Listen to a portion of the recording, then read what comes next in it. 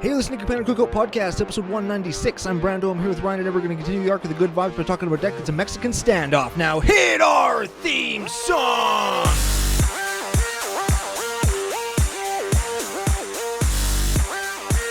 Hey, Ryan. We're back for yet another whirlwind adventure.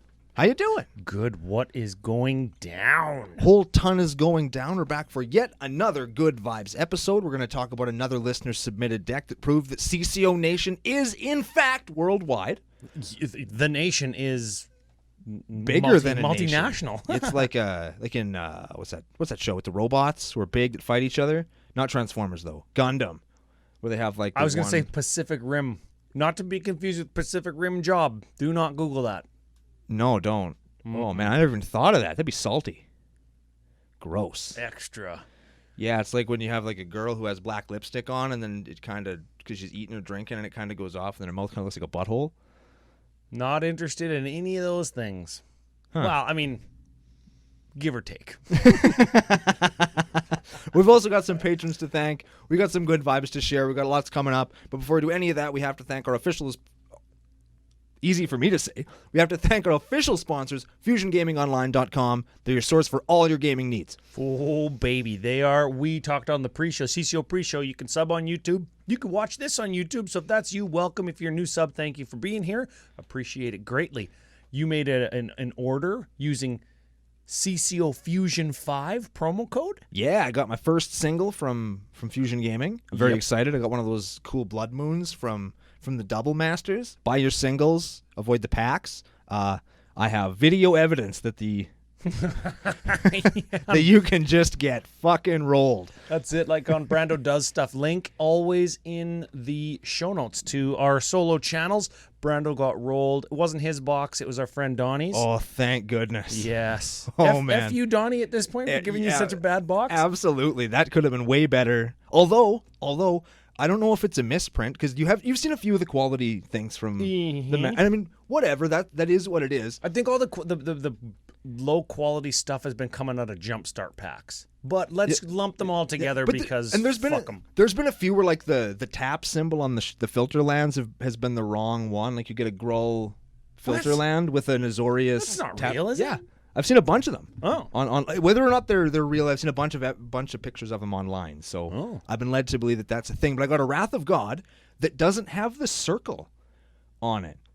It's just got a really foily spot where the white circle should be. Yeah.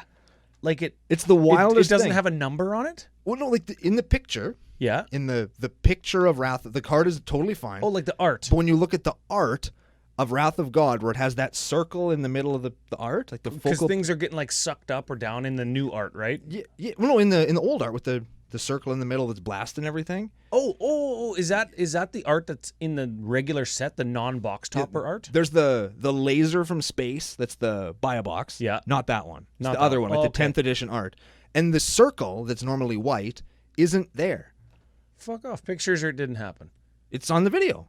I look at it for a long time. I'm amazed by it. You can really only see that part at the bottom while the guys are getting the shit blown out of them. Well, it's crazy. Get this. You can watch that on Brando Does Stuff on YouTube. You can also get at CCO Podcast, at CCO Brando. Find a picture of it or get a picture of it on at CCO Brando Twitter. We'll tweet it out, see if anybody's got anything similar. Yeah, that'd be neat. I'm excited to see. Because there's been some weird stuff. Like they don't have the... There's nothing special. I love that kind of... I'm part of like Oddity and signed cards, alter groups, all kinds of stuff on Facebook, and I love seeing some of the weird shit. Like there's just... When you buy a box of VIP Double Masters, it comes in a plain... The packs are boxes, and the boxes come in a box, but when you buy a box, you get 4 boxes, and the box of the boxes is just a plain cardboard box, so you think you got a case. Fuck, can you imagine if you ordered your VIP box toppers on Amazon instead of from Fusion Gaming? Oh my God. It would be like Amazon The Gathering, Boxing The Gathering. Oh, dude, there'd be so many boxes. Not to be confused with boxing matches on the CCO YouTube channel. We got some of those coming up, Some of those. Oh, I'm editing one that is just got the best sick rip at the end. Somebody chugs their drink. It's going to be fun. It's going to be a good time. It's going to be fun. You said something about a Mexican standoff. You said we've got some patrons to thank. Let's do both of those things kind of all wrapped into one little Okay. Okay, patron shoutouts. Patron shoutouts. CCO nicknames. Big thank you, big FU to new subs, new patrons at patreon.com/CCO podcast. Yes. Discord members. Middle fingers galore. Oh yeah, I love the FU storms are my favorite part. Oh man, I was gonna call him a storm too, because literally you see, oh, somebody joined the thing and just yeah. Anyways, so first one, we got an increased pledge. Ben Weber, Okay. longtime CCO nationalite, FU, sort of. Yes. Thanks. Also.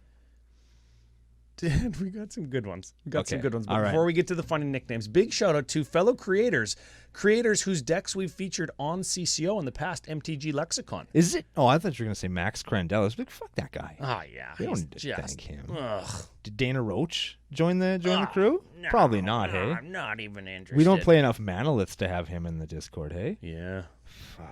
Max Crandell is in the Discord. Yeah, he Every is. once in a while, he's like, I've been summoned when somebody tags him. And there's just a middle finger barrage. He's like, well, I guess it's my middle finger quota for the month. And he just bounces, right?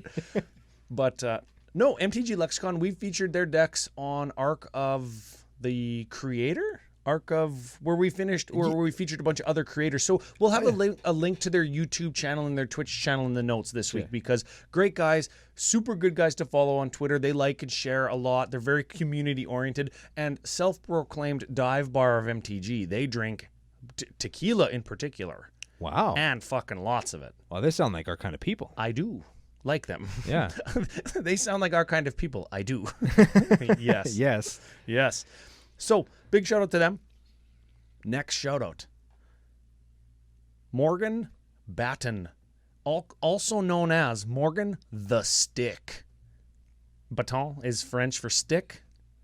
Oh, I was gonna say, like, is that irony or like another language thing? Because I know that baton is It's stick. stick, yeah. Why would he go with stick instead of baton? When the we're going with stick.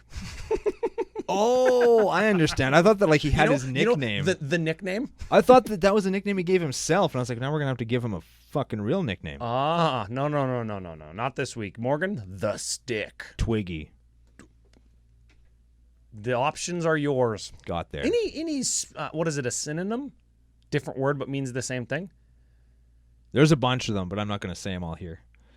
Anything but the synonym is the correct Yep. word? Yeah. Any synonym of stick. Log. I like that Lumber. one. Don't you're giving him too much credit. Giving him too much credit. That's why I thought stick or twig would be good. Yeah. Anyways, Splinter. that makes him sound cool. Sliver. That sounds cool It too. makes him sound like he's got a neck beard now. All right. Big shout out. FU, thank you to Morgan the Stick Batten. That's like Morgan Stick. I love it. Also Yeah. acceptable.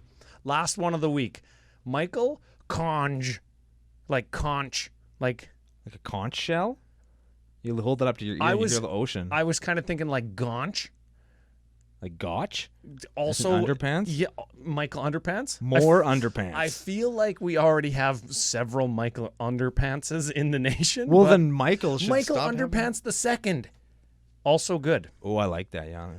Again, all acceptable. The only thing we want to do is provide a jumping off point for some of the other members of the Discord and the nation to kind of maybe flower blossom, fertilize the nickname. Or you could fertilize inside your underpants.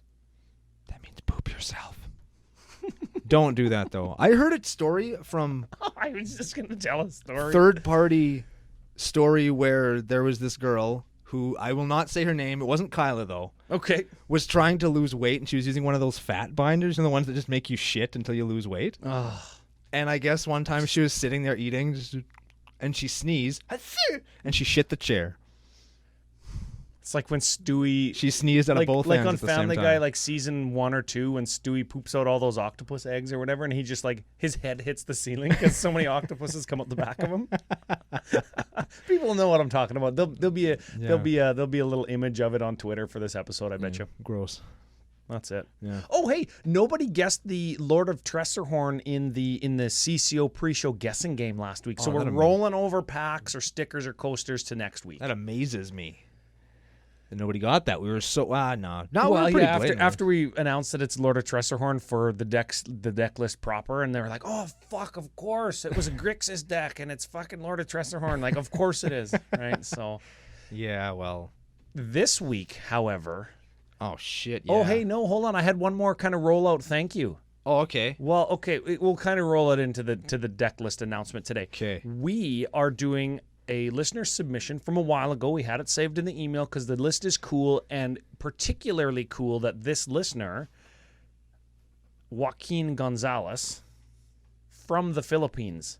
Wacky Gonzo. Wacky Gonzo from the Philippines. The point is we've got a multinational audience, which we knew for a while. We've got the land of the free. We've got the land of the north, or the Great White North, if you will. We've got some Northern European listeners like Sweden and Denmark and Finland, but also Got some homeboys in Australia. Australia, the fourth biggest country in the nation. The third biggest, Germany. Really? So big shout out to all of our German listeners, Ooh, Australian In listeners. Deutschland. Yes. That's what they call it. I figure that's what we should call it too. I don't ever understood why people can have a name for something, but then in other places that name is different. Like if I was to go to Spain and say, "Hey, I'm Brando," and they were to go, "No, you're whatever." El Brando. Here in Spain we say this. Like, fuck you, man. That's not my name. So why do we? Well, I think with country names, like the way that you say the country in the native language of that country, like why don't we just say it like them? Deutschland in English translates to Germany. Why don't we just say it's a name? Why don't we just say Deutschland? I don't know. You know what I This mean? I don't know. Spain is similar, España or whatever, right? Yeah, and I think they call Japan Nihon in Japan. Like, why don't I thought that's how they said hello. Hey, we've got a Japan listener, a Japanese listener too, according to Podomatic Stats. So big shout out to the Japan listeners. Ohio? I think that's how you say hello. We also in have Japanese. listeners in Ohio. Oh, I'm sorry, guys. I've driven through Ohio, not very scenic. Is Ohio the Delaware of the part of the states that it in, or is I don't know. I think Delaware is just the Delaware of Delaware. Does Delaware have anything in it? We're talking like with United States geography. We know less about fucking United States geography than anybody from the land of the free knows about Canada. Oh yeah, I know nothing. I know where California is. Like I could find it on a map. Yeah. Maybe Florida, probably Texas, Oh, you know where all those things are. but like Washington also. I know where Washington is too. Yeah, that's right. That's the end of that though. Anyway, international listeners, we have them. We love them. Thanks for being here. Oh, yeah, very much. So last thing, talking about topography and scenic routes and stuff, I'm driving back from the lake. My neighbor went to his cabin. Like, it's way out west of PA. So I've never been there before. We're driving back through, like, north of Blaine Lake, coming that way. And it's like a buffalo or bison ranch here and horses here and, like, rich farmers here. And they all got their brick gates and all their things over their nice manicured driveways and, like, beautiful new developments. Nice place. So we're just driving. I look the other way with an ambulance in the parking lot.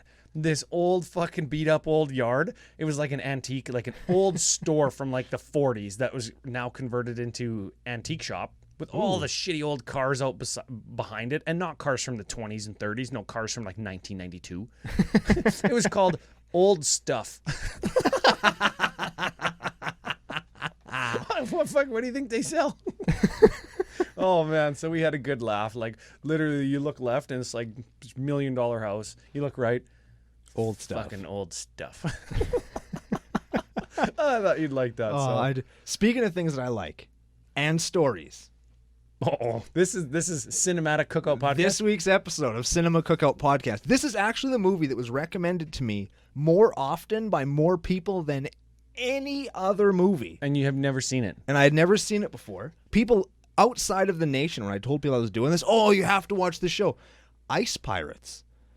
Ooh. So everybody who recommended Ice Pirates, I watched it because it's the worst, it's terrible. Now, this is a movie that features a head with no body that's still alive somehow, naked ladies on unicorns that use their heads as spears to kill people. Any naked ladies on unicorns? Any unicorns on naked ladies? Ooh, do not Google that. No, though. Okay. There's time travel. Oh. There's pirates. There's swashbuckling. There's characters that play themselves and their own sons. There are children that grow up in the span of an hour, they're born and grow up human children that then win fights. That would be a painful endeavor. And you're thinking to yourself, wow, this movie sounds just insane and ridiculous. But it's really not. It's actually a good show. Oh, Ice Pirates. It's basically Star Wars: A New Hope. The effects are real good. I was the sound effect I was is gonna say that sounds like Star Wars like 1 through 4 rolled into like fucking one movie. It was actually good. Like, I need people to step up their game. When I say I want to see I want to see eyeballs having sex with people. Like, it sounds like I don't want that, but I want that. You could just. I'm not Googling it. There has to be a giant styrofoam eyeball with tentacles having like extended sex scenes. It doesn't have to have sex scenes, but I want to see crazy ass shit. Like I don't want the to mosquito. I don't want to see good movies where people act well. I don't want to see actors that I know performing in a manner that I'm entertained by. I was laughing out loud at the funny parts of this movie and then taking it seriously in the serious parts. Wow. Like a Leonardo DiCaprio movie. Yeah, like I would never say that I was let down by this show because it was really great. So thanks for recommending it to me because I'm really glad I saw it. But like it wasn't bad. I want to see bad. Well, speaking of bad, but that's actually good. Oh, But king bad. of the segue. We've got a card that takes its root in Kamigawa of all places, but this isn't, as per this pre-show hint, this isn't Spirit Tribal. Or nor is it Shrine Tribal, which would come from the same place. But it is 5-color. Ah, shit. Yeah. And it is Okagachi Vengeful Kami. If you're watching this on YouTube where you click through on the Twitter or Facebook links, you would have seen the thumbnail to know that.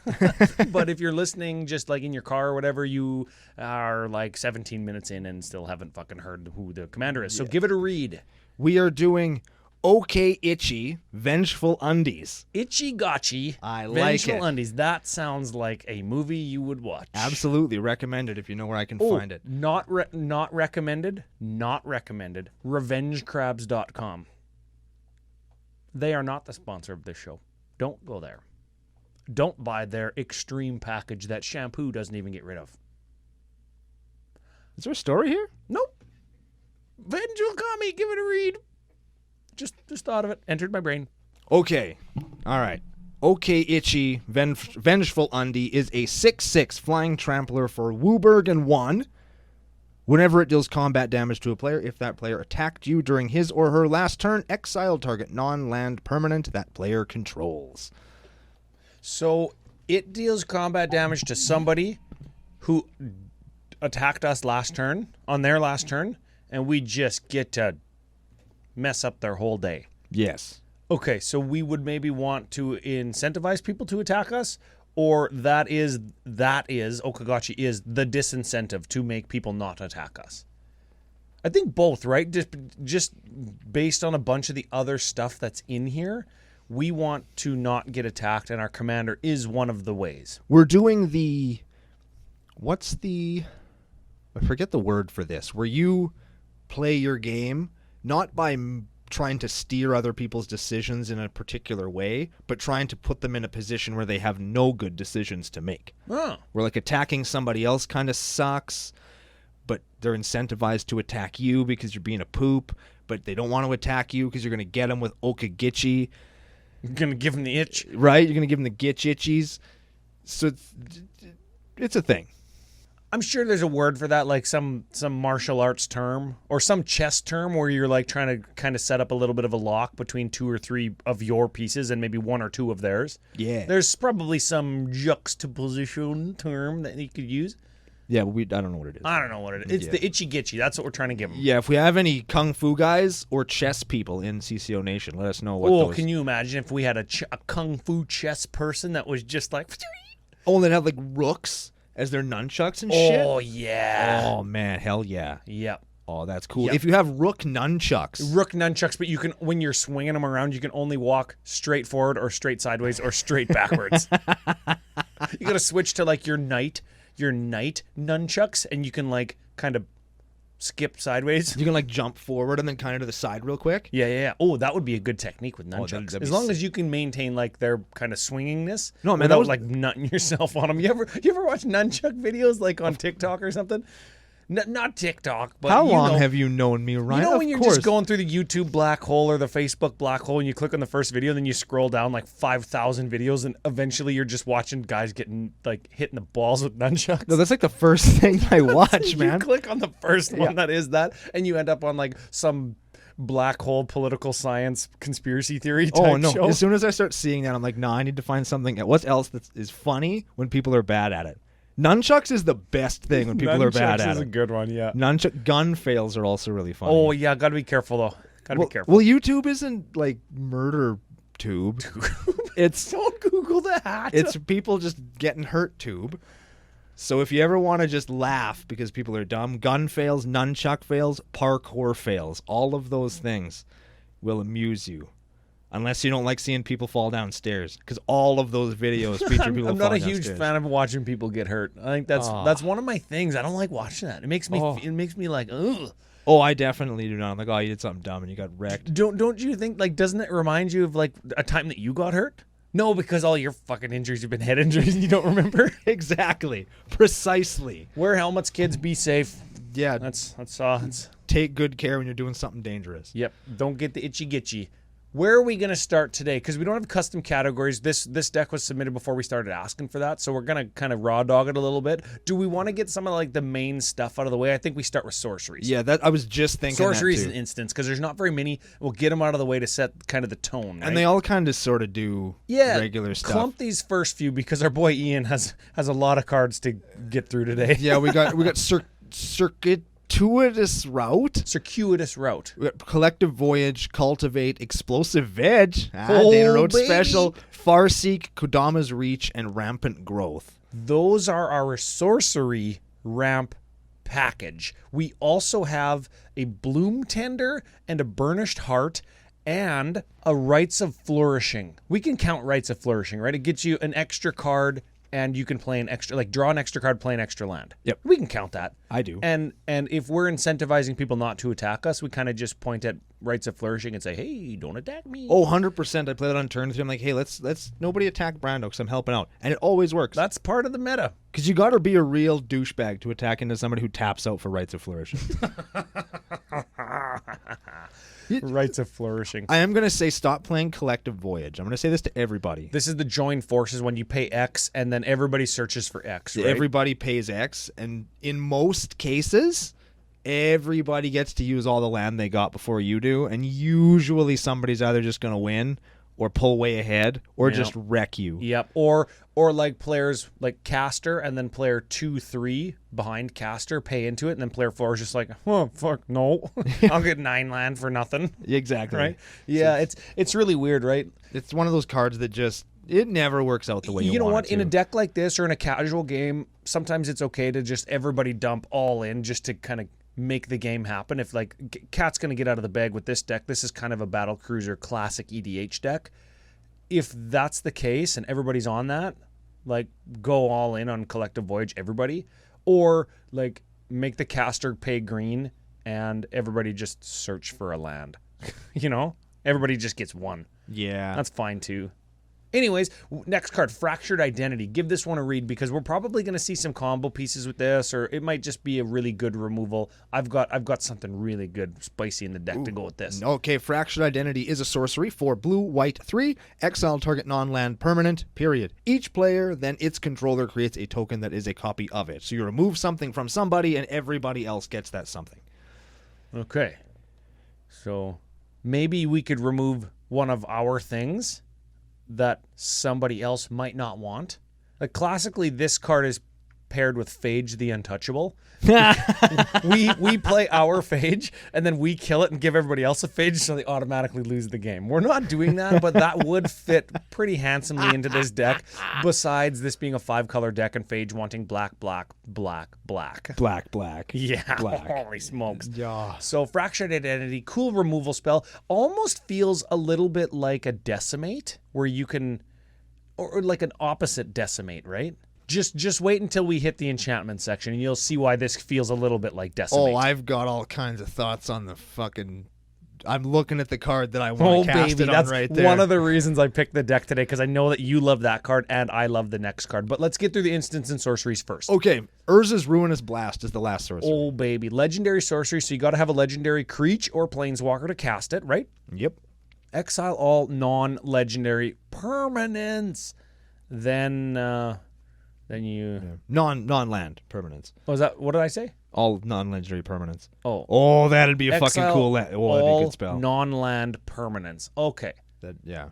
That aren't legendary. See, Yeah. I knew it. Yeah, but you said non-legendary permanents, not non-land permanents. Oh, dang. Okay, my bad. Okay, so we're actually playing a whole bunch of legendary creatures in this and some legendary artifacts. So this card isn't going to affect us very much. Yeah. So this is going to be one of the most powerful, just in terms of like board effect, one of the most powerful cards in the deck.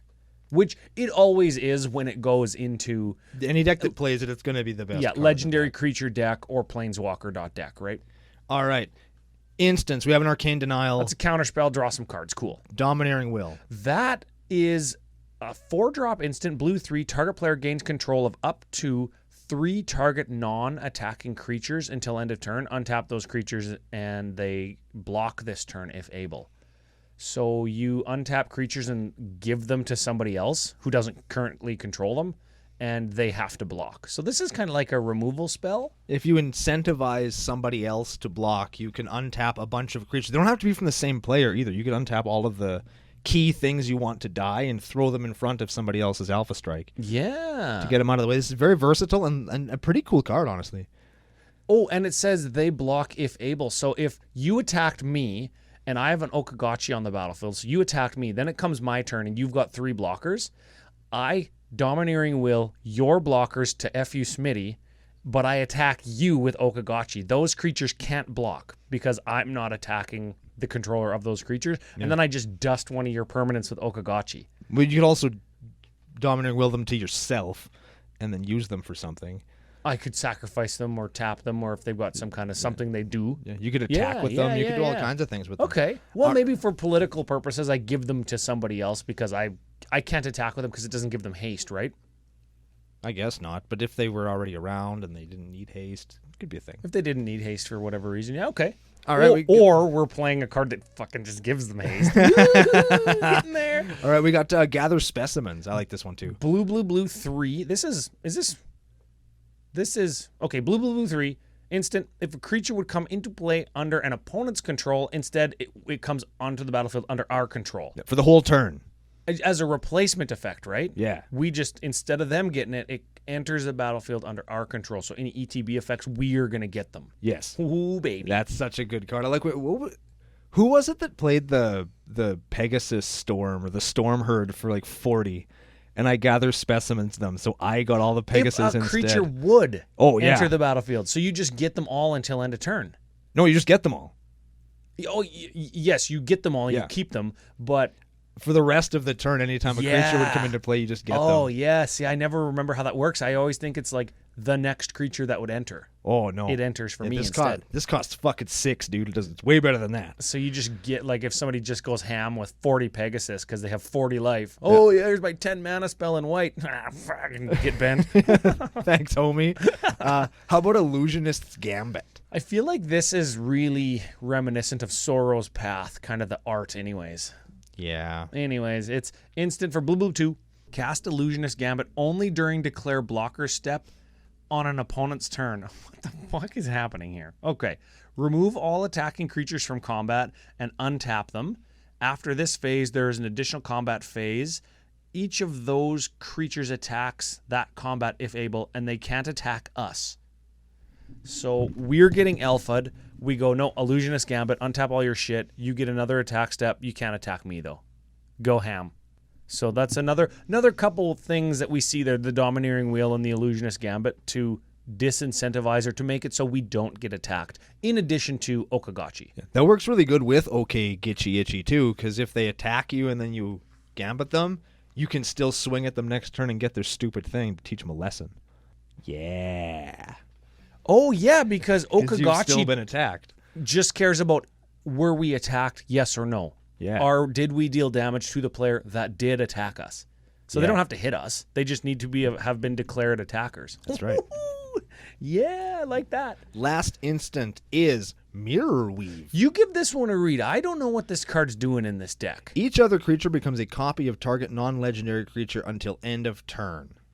For Azorius, Hybrid 2. Yes. So what does that do? In this deck, I don't know. Does it just make it such that things die easier? I don't know. I honestly don't know. Is it a pet card? I'm looking at the creature suite right now, and it's... I don't know. I honestly don't know what that's in here for. Maybe it's a metagame call. Maybe he's got somebody that plays lots of like giant Smashiel Drazies or something. Yeah. And you can like take their one big thing and turn it into your... I don't know. Okay. Yeah. Well, at CCO Podcast, at CCO Brando, if you listen to the deck tech and then want to get at us at what it does or what it could do in the deck or what other people have used it for in the past. Maybe he's got a buddy that loves to play Kami of the Crescent Moon. So when he's sitting over there with this like monster stack of cards that are creatures, he goes untap, upkeep, and then before his draw step, he turns all the dudes into Kami of the Crescent butt crack so he can draw like 10 cards. No, because it's got to be a target non-legendary creature. Oh yeah, fuck. Never mind. What if you mirror weave a mutate pile? Does it all turn into the mutate pile? Yes, it does. Oh baby, yeah. Okay, I've got my 10 shitty plant tokens, but I got this one non-legendary mutate pile. Die? Does mirror weave turn into like the Azorius Overrun when you have a big creature? Could be. I think it does. It could, yeah. Turn everything into a Baneslayer Angel. No, Yeah, there you baby, go. you're getting plus whatever, flying, protection from dragons and demons. That other stuff that it does. Lifelink. All the other shit All right, that okay. card does. So let's look at the enchantments here before we get too far into everything else. And some of these we're going to be able to clump, but let's cover those first two because we already hinted at them. Okay, I'm super pumped about this one. I really want to give one to everybody in Hive Mind. All right, give it a read. Oh, everybody hates me for saying I want to give one to everybody. It is an enchantment for blue 5. Whenever a player casts an instant or sorcery spell, each other player copies that spell. Each of those players may choose new copies for the copy, or new targets for the copy. Ooh, baby. So whenever anybody casts an instant or sorcery, we get to copy it for each opponent. Right. And well, each opponent gets a copy it. of Yeah, it. so if we cast a Rampant Growth, Everybody gets gets to get one. So Collective Voyage is like the same as Rampant Growth, provided we have Hive Mind. Sure. Okay. Yeah.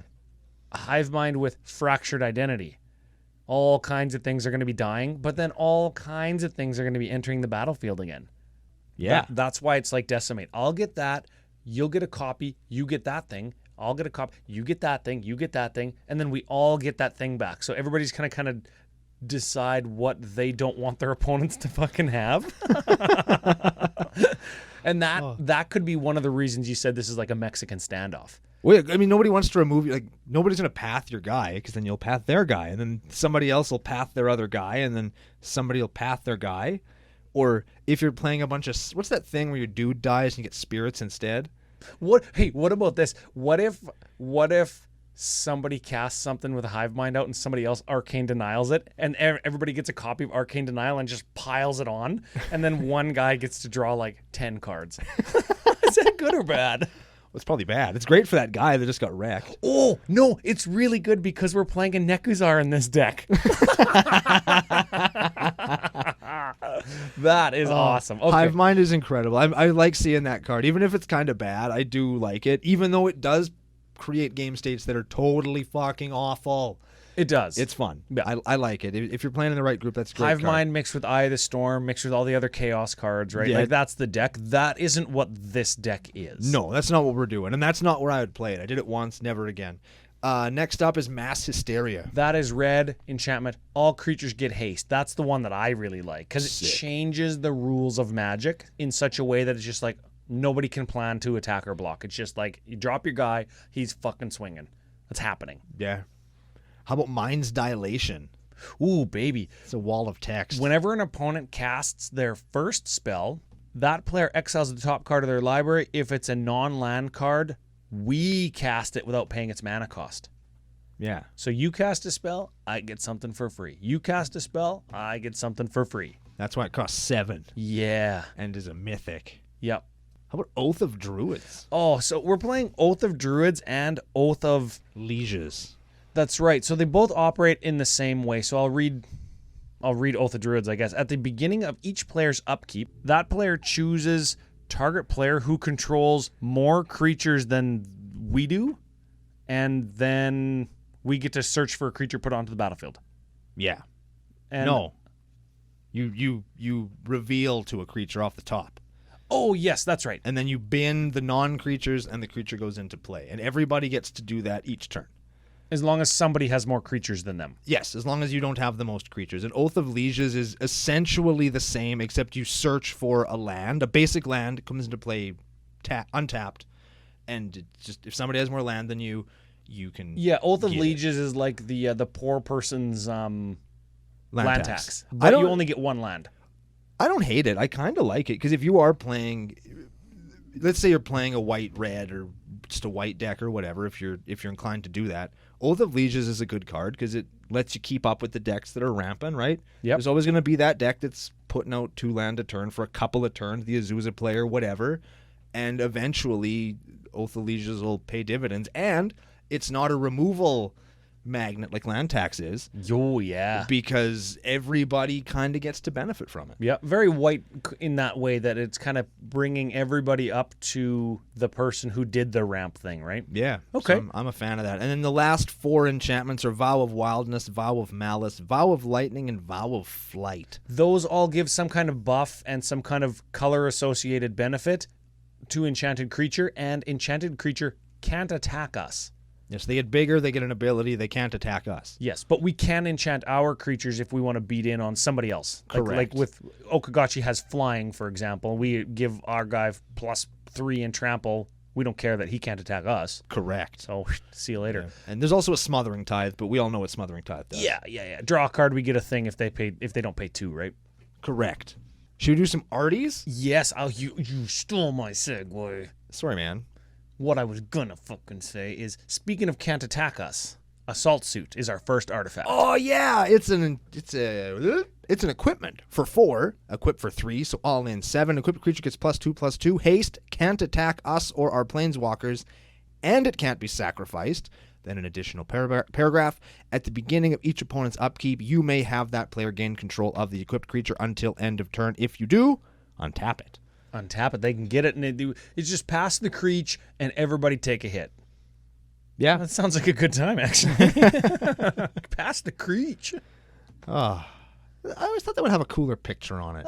Yeah, I don't know. It's not good. Okay, Chromatic Lantern. Chromatic Lantern, Felwar Stone are our 2 mana rocks, and then we've got a Crown of Doom. That is that another pass the thing around? It is. It's an artifact for 3. Whenever a creature attacks you or a planeswalker you control, it gets +2/+0 until end of turn. Why the fuck are we playing that? Because for 2, target player other than Crown of Doom's owner gains control of it. Activate this ability only during your turn. So you give it away, and it can't be given back to you. Oh. And your opponents are just tossing that fucking thing around, trying not to get wrecked by it. Trying not to get wrecked by it. And if they do attack us, which they probably fucking can't, we just smash them back with Okagachi. Give them the itch. Yep. Give them the gotcha itch. And the last one will work into one of the creatures that we're going to be talking about in just a second. It's Helm of the Host. Yeah, that's 4 to cast, 5 to equip. At the beginning of combat on your turn, you put a token into play that's equipped, a copy of equipped creature, except if it's legendary, it doesn't care about the legendary rule. Or it's not legendary when it enters the battlefield. And the token has haste. So, I mean, you could use that with Okagichi or whoever, Oh, hey, really. Helm of the Host puts a non-legendary copy onto the battlefield, right? Yeah. So when you mirror weave the token copy, all your Ooh. creatures become a non-legendary version of whatever legendary we want to have like 10 of. That's what we do. So does everybody else's, though. Don't care. I guess. As long as they're tapped out, I guess. Well, yeah, if we just cast Urza's Ruinous Blast and followed it up by like mirror weaving, I guess. that would be pretty good. I suppose. Pretty good. And the Cranko guy's like, hey, makes a bunch of Crankos. All his goblins turn into a bunch of, like, fuck. Fucking Cranko. God damn We're all it. going to die now. Well, okay, so that's the deck save for the 30 creature suite. And Secure Tribe Elder. We missed that in the Mana Dorks and Rocks section as well. So I think I counted up. There's like 13 Dorks and Rocks. So the deck is a little bit slow, but it can power all these out because it's got Dorks and Rocks and 5-color stuff, right? Yes. So I don't know. Do we want to just blow through some of them and come back to some of them ones that are like really integral to the strategy? Let's talk about the one that works with Helm of the Host first. Okay. And then we'll just kind of bang through some of the ones that we got. We can go back and talk about ones that we think are like crazy. Because Sure. this creature suite is indicative of something that's really cool with decks like this. And we'll just run through a few of them and then we'll talk about what's cool about it. Yeah, and in the budget section, I want to come back to the legendary creatures in particular too, because they're like expensive, but there's some stuff that we got to say about that for sure. All so right. give Aurelia the War Leader a read. She is a Flying Vigilance Haste 3/4 for white, red, red 2. Whenever she attacks for the first time each turn, you untap all creatures you control, and then you get an additional combat after that combat is over. So equip her with Helm of the Host. She's got haste, so if you have like lots of mana, say you've got your 5 mana and you have your Bloom Tender, so you just Bloom Tender all the mana you need because you have 5 mana colors. Yeah. Equip Helm of the Host. When the first Aurelia attacks, you get an extra combat phase after this one. But because you've done combat, Helm of the Host gave you a copy of Aurelia, and because it has haste, it can attack on that following combat phase. You're going to get another Aurelia from your Helm of the Host, and you're going to be able to get another combat phase from your second Aurelia. Then the next combat phase, you're going to get another combat phase from your third one, then your fourth one. Then you can take infinite combats. Yeah. And if you have infinite combats, that usually means you're going to win. If it doesn't, though, and you're attacking, let's say, the Okagachi player, because they attacked you last time because they thought that you might try and win, you can just destroy every single one of their permanents before you fucking kill them. Yeah, it's a thing. So Aurelia combos with Helm of the Host. That's the main win con, and everything else is just a suite of very powerful creatures that get us through the mid game and help us do some like battle cruiser heavy beatdown late game, right? Now, the way that that's worded, there isn't a main phase. So you go from combat to combat to combat to combat to combat. There's no chance to re-equip. There's no chance to play sorceries. That's right. You just keep fucking swinging until somebody's dead or you decide to stop. Yes. Sick. I like that. All in. I like it. Okay, so for the creatures, we have got an Anafenza the Foremost, an Athreos God of Passage. Oh, you know what? We'll do CCO quick hit style. Anafenza, Grave Hate. Athreos, Grave Getter Backer or lose 3 life. Derevi Imperial Tactician. That you can get out of your command zone or bounce shit. He untaps things. Sure. Dragonlord Dramoka. Can't cast spells on... Your opponents can't cast spells on our turn. Yes, it's also a Flying Beater. Edric, Spymaster of Trest. Hit other people, draw cards. Hit me, draw no cards. Gahiji, Honored One. Hit other people, your guys get bigger. Hit me, your guys don't get bigger. Goblin Spymaster. Goblin Spymaster. Each player gets a dude that makes all their dudes have to attack. And remember, everybody's incentivized to attack, not us. That's not a legend. Sure, doesn't matter. It's awesome, though. That art is awesome. We talked about how cool that art was Yeah, last yeah, time. Grenzo Havoc Raiser. Ooh, whenever something we control deals combat damage or whenever Grenzo deals combat damage? Whenever a creature we control. We goad target creature. So we can goad a bunch of creatures. That means they have to attack next turn and not us. Yes, you can also exile the top card of their library, and you can play it. Don't care. Mind you, we could play anything because we got 5 colors, right? Yeah, that's what I use it for in Krenko. Yeah, it's card advantage. Yeah, and you can pay mana as if it's any color, too. So don't be thinking, I'm playing mono red. I don't have colors to play all your shit. Nah, fuck that. Grenzo doesn't give a shit. Oh, Grenzo doesn't even care for 5 color. Yeah. I like goading when you can goad, like if I goad Smitty and he attacks you and he's at 6, I just kill him. Yeah. That's also kind of good. You know what else kills people when they're not at 6, but makes them probably wish they were dead because they're at 6? Yep. Heartless Hidetsugu. Oh, yeah. Legendary. You tap him, he deals damage to everybody equal to half their life. Oh, That's pretty cool with Helm of the Host a couple times, eh? How about Kambal, Consul of Allocation? Non-creature spells make you lose 2, I gain 2. Kami of the Crescent Moon. Draw a card during... Everybody draws an extra card. I bet you he's on the toilet. He knows It could be. He's staring out into the kind of the moon or whatever. No, he's looking at us. He knows what's going. He knows what he knows what he did. He knows. He knows. How about Ceranos, God of Storms? Keranos, God of Storms and abs. He has almost as many abs as I do. Oh, yeah. Well, combined. I mean, Me and you combined, I don't think every Magic card has as many abs as us combined. Not a chance. You draw a non-land, he deals damage. You draw a land, he deals not damage. I don't know. He does a bunch of shit. He's indestructible. He's a 6/5 beater. He does all kinds of... Oh, shit, I can never say this. Sineo Santiro of Miletus. How come every K is an S to you? Because it is. Because shut up, that's why. On each of our turns, we get the choice. Play an extra land or draw a card, or we get to play an extra land and draw a card, and everybody else gets to play a land or draw a card. Now, it's the beginning of each end step, you draw a card. And then each player can play a land or draw a card. I feel like it's better for other people sometimes. No, because we get to do both. They get to do one of those things. Oh, each player. There we go. There it is. Each player. We get to do both. They get to choose. So it's a card draw land thing. It's kind of like Rites of Flourishing, but they get the choice. Sure. Yeah. How about this dink smack in Ludovac Necroalchemist? What the hell? I didn't think we'd ever talk about this asshole again. Yeah, I don't even know what he does. If somebody other than us took damage, they get to draw a card.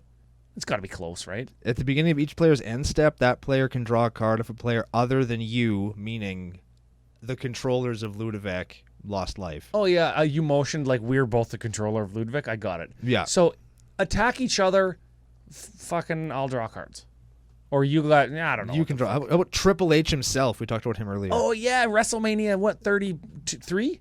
Sure. Sure. WrestleMania, Nekuzar the Mind, whatever. You've just fucking dogpile somebody with Arcane Denial? and Hive Mind. And you just make them like take 20. and then you fucking Heartless Hitotsugu them. And then you hit them for 6 and they're dead. I like that. And look at this card. This is we've never played this card. Give it a read. This is an Unreal card. Pulse Mage Advocate is a 1/3 for white 2. It has tap. Return 3 target cards in an opponent's graveyard to their hand. Return target creature card from your graveyard to play. So we get a creature onto the battlefield. Yeah. They get 3 cards into hand. Yeah. But we can get whatever we want, like repeatedly. Yeah. That is just a fucking bad card that's good. Isn't it? Welcome to CCO Nation. I want to play that in the deck that does that Massacre Worm thing where I kill all their land, and then I can start playing this to keep Massacre Worming them and giving their land back. Yep. I like that. Because I'm an asshole. I like that. How do you make their land? Natural affinity. Oh or no, whatever. I was thinking how do you get their land all back onto the battlefield? But no, you just do it like every turn. You sacrifice your Massacre Worm, and then after they've played land, maybe Kamal Fist of Krosa would do it too. Oh, you want to play a land? Well, I'll turn that into a creature. I'll give you some of your old shitty land back that you can play next turn. I'll get my Massacre Worm back with my Pulse Mage Advocate. Get the old Helm of the Host on Pulse Mage Advocate just in case somebody decides to kill it. Oh, good thing I have another one. That's an awesome card. I'm going to order 6 of those. Yeah, FusionGamingOnline.com. There we go. What's the promo code, Ron? CCO Fusion 5 for 5% off all of your Magic the Gathering singles. Got there. We got a Queen Marchesa. Could do something haste, get a thing. I don't know. She's good. Something with dethrone, right? Yes. Sure. Yeah. Rohan of the Fomori. What the fuck? It has to attack, and it attacks at random, but it's a 7/7 for 4. You just stick all the vows on it. Oh, you know what we didn't do? Like I said we were going to do? Eh. Oh, no, it was in the notes. I don't think I said it out loud. Yeah, fuck Shit. it. Who cares? Take note, just mentally from here on out, how many of the things that we're talking about were in Commander Precons. Ah, fuck, there's not very many of them. Oh, there's lots of them. Well, I know, but there's only a couple creatures left. Let's just go. Rurik Thar the Unbowed. That's my CEDH commander. Play a non-creature, takes 6 damage. Fuck yeah. Vigilance Reach. Sakashima the Imposter. It's a clone that keeps its own name, so it does the same thing as Helm of the Host, but you can bounce it to your hand. Fuck yeah. Samut, Voice of Dissent. 3/4 Flash, Vigilance, Haste, Double Strike. Other creatures have haste, so that's cool. And you can untap target. You can untap other creatures with it. Yeah. Fuck, that was hard. Saheeli, Voice of Plenty. You, planeswalkers you control, and other creature have hexproof. That's pretty cool. You can pay 6, put a +1/+1 counter on each creature you control. Medium. Thantis the Warweaver. What the fuck? Vig, Reach. This is a precon one. 5/5 Spider. Vigilance Reach. All creatures attack each turn if able. So remember, we're disincentivizing attacks to us. So people are just going to beat ass on each other, which is great. Whenever a creature attacks you or a planeswalker we control, put a +1/+1 counter on Thantis the Warweaver. So further disincentivized to attack us. Yes. The Mimeoplasm. Another precon one. When it enters the battlefield, you... Exile 2 cards from the bin. It is one of them. And it gets power and toughness equal to the other one. I think so, yeah. It gets +1s equal to the other one's power, right? It comes in as one of them, and the other one makes it big. Yes. So that's So you exile like Draco and something else. a Talkthon worm. Xantia Sleeper Agent. You enters the battlefield under an opponent's control and has to attack but can't attack us. And then its controller draws a card and loses 2 life when somebody pays 3. Anybody can pay that ability. Neat. I like that. Last one is Yidris Maelstrom Wielder. Wielder, yeah. This is every color except white, trample, 5/4. When it deals combat damage to a player... Cards in our hand get Cascade. Oh, yeah, cards in your hand get Cascade. That's how it works. That's right. I had to read it again. So, yeah, it's too bad it doesn't give cards you cast Cascade, right? Fuck. Because That'd be ridiculous. Just cast your commander for 6 and you get anything in the deck. Yeah, but cards in our hand have Cascade. And there's lots of high drops that we would cascade into something small, which is awesome. Or you'd cast something big and get something else big. Very powerful card. Yes, very, very good. So the thing that we were talking about earlier is that's just a whole bunch of cards that just are either in the junk binder or they come out of Commander Precons. You have most of these, and you can basically take any creature you want and just kind of throw it in there. Yeah. Like the Warweaver one is pretty important. I would suggest that the Pulse Mage Advocate is very good, but you don't have War to. Leader, not War Weaver. War Weaver, sorry. War Leader. War Leader, War Weaver. They're both good. War Leader is good with the thing, the helmet, and War Weaver is making people attack. So both of them things that we want to do. Both are things that we're trying to do in the deck. But other than that, they just are sort of guys that are there. Yeah, so I'll hit you with some of the numbers. Get this. Cost of the deck, $372. But out of the 30 creatures, a ton of them, let's say half, are available in Commander Precons. And that's why these Commander Precons are good things to buy to bolster a collection, or if you're new, or if you just buy all 5 of them every year and just kind of like do whatever with them, you can now build a deck like this. And the mana base follows suit in that it just has a bunch of tap tri-lands that could be upgraded to triomes or fetch lands, or fetch lands and triomes, because that would be awesome. That would be probably the best case. Yeah. Shock lands, but the mana base in this deck is like, it's garbage. $20. $20 garbage. Yeah. And which proves our point that we always talk about, right? That's misleading though, because some of these lands are listed at like a lot of money. Oh yeah, there's 4 islands, APAC islands, that are $22. Yeah, like so. Well, islands don't cost nothing though. You know that. Yeah, everybody knows islands doesn't cost shit. Yeah, so like legendary creatures that were available in precons, notwithstanding. So we don't count those, because we already own them if we have precons, and we recommend getting the precons because they're an excellent way to, like all the shit we said.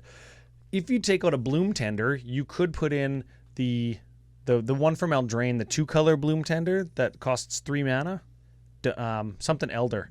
Fabro Elder? Fabro Elder does the same thing, but 1 mana slower. I don't think you're going to care about that because the deck isn't trying to break any land speed records.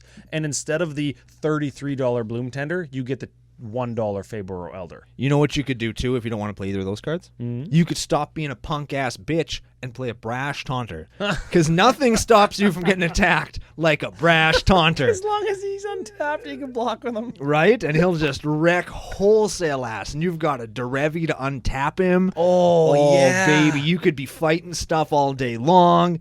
Mirror weave him. There we go. There it is. Shit, yeah, dude. That's I like that. That is the shit. I do like that for show.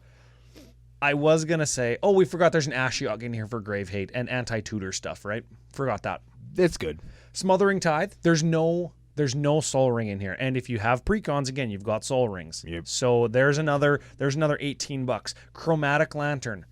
I think it was in Commander 2016. Sure, it's a $10 card. If you've got precons, you've got Commander Sphere, which does the same thing kind of at face value if you have tri-lands. Sure. Yeah, I guess. Yeah, okay. Chromatic Lantern's pretty good in here, though.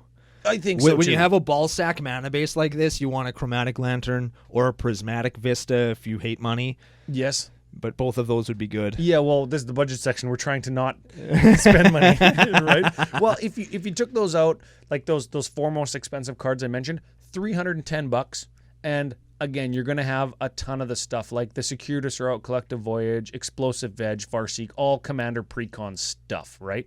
All shit that you're just gonna have, or Yep. people will have, and they'll Crown give of it to you. Doom, Fel Warstone, Assault Suit. Like I'm looking at all of those cards were Commander cards, right? Yes, I believe so. Yeah, they are. Yep. Every damn one of them. So that's it. Strengths and weaknesses. What do you think? We'll get through this and I think the strength is that it's like you've said a bunch of times. It's a classic battle cruiser commander deck, and it's one of those ones that you hear a couple of bozos like us talk about it, and you like the idea. You could build this whole deck out of your binders because you don't necessarily need all the pieces that are in there. these 30 legendary creatures are the ones that are in this deck. Yeah. Sure, Aurelia is good, right? And she combos with Helm of the Host. That's a known combo. Go on EDHREC.com. But You could play anything. other than that, like you could play any other 30 that you want, right? You could stuff it full of Magus of the Moat and a bunch of Planeswalkers. You could do anything you want with this deck, and the possibilities are endless, and you still kind of get that same political, long game, low power EDH experience that I think lots of players really do like in the format. And this one gives a chance to have... this is one of those decks that you could build 1 week and then rebuild it for the next Every week. week, just switch out 2 or 3 legendary creatures every week. And it's the like same a deck. rotating deck list. Yeah, it does the same thing, but it's a different deck, so it plays different for you. The same shell is there, but You have a the unique, experience is different.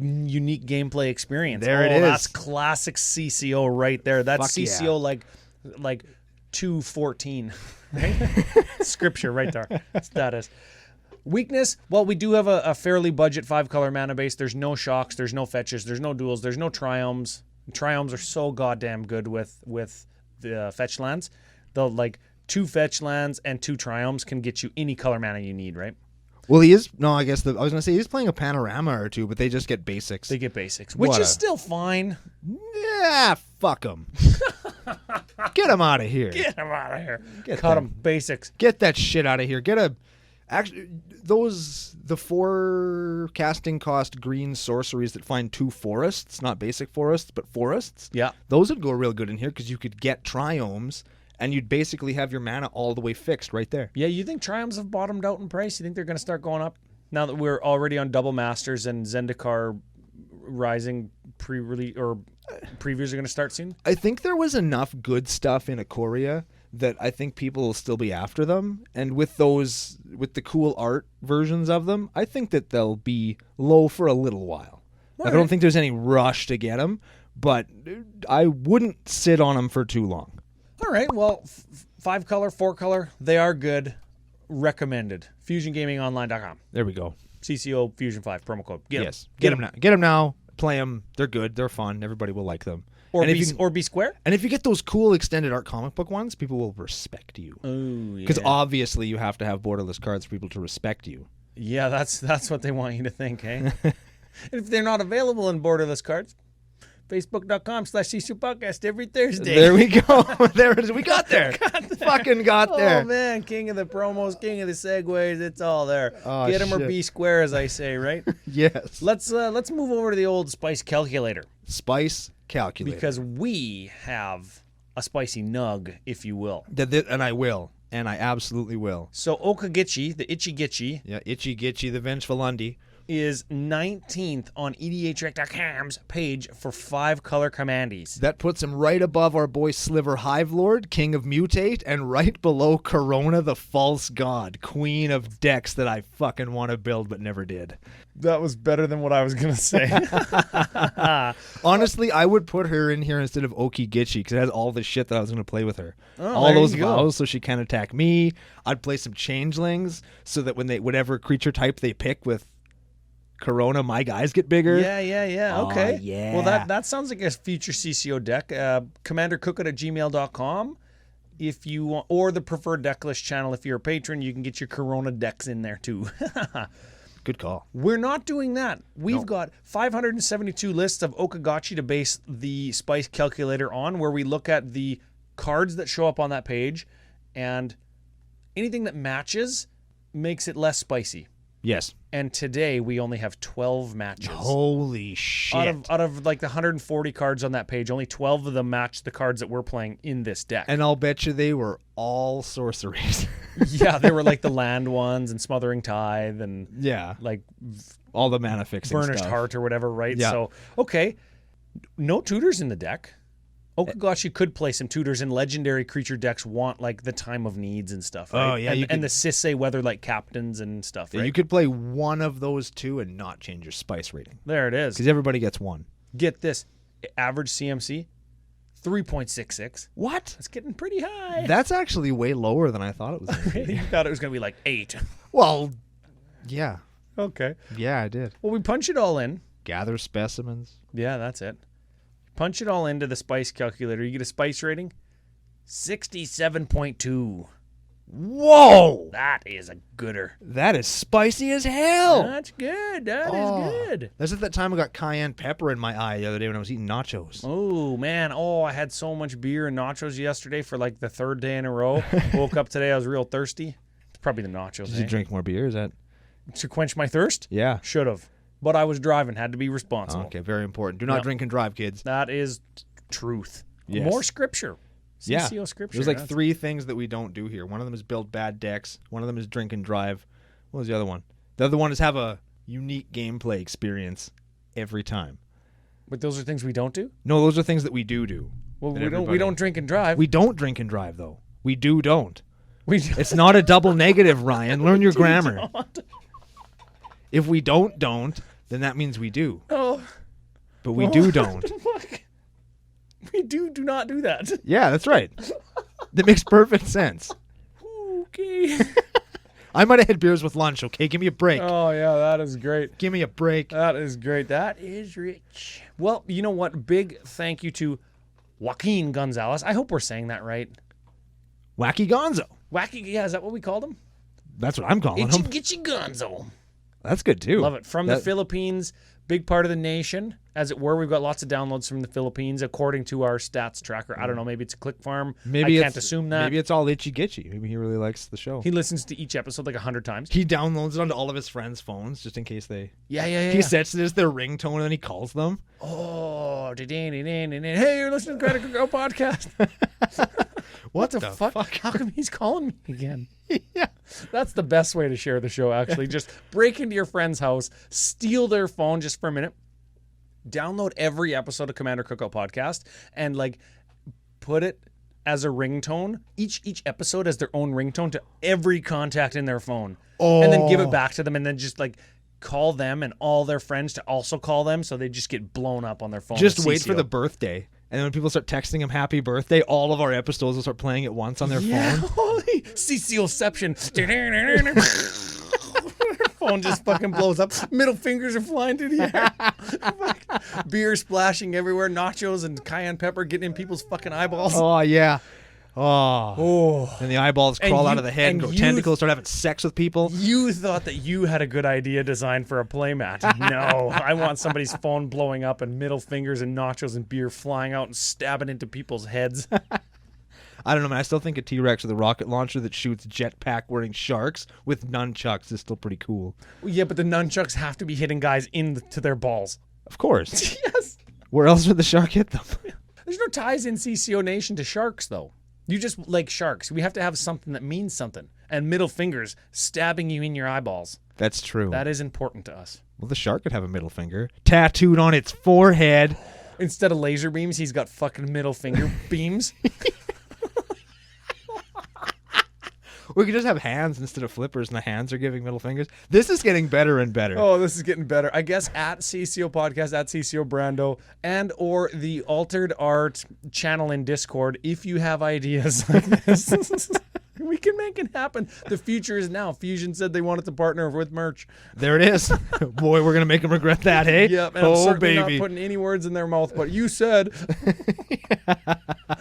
Give us a final thought of the day. Oh man, if that wasn't it, like, give us another one. I'll give the very last one. Big thanks to New... Just wait. Utterly disappoint us when you fall short on giving us a new final thought of the day after fucking that one. Oh, I will not fall short because I'm not going to set myself up for failure. I'm just going to thank brand new sponsor FusionGamingOnline.com. They are your online source for all your gaming needs. I'm going to thank Wacky Gonzo for sending in a super wacky and gonzo, as in the wrestling term, deck, which we had a great time talking about, and I hope that all of you had a great time listening to, because we do appreciate when you have us in your eye holes, ear holes, and whatever other holes you have us in each and every week. And we will be back next week with another episode of Commander Cookout Podcast. Hit our theme song!